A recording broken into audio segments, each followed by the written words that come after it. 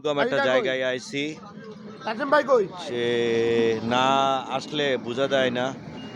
সমুদ্র সৈকত খুব পাশেই,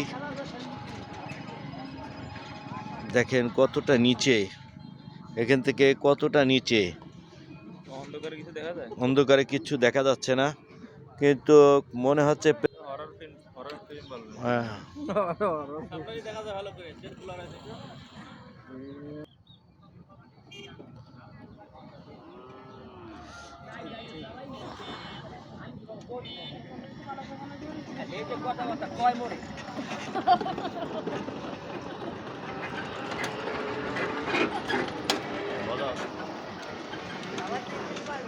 সমুদ্র, সূর্য অস্ত যাওয়ার পরে দেখেন মেঘের কি রূপ, মেঘের কি দৃশ্য।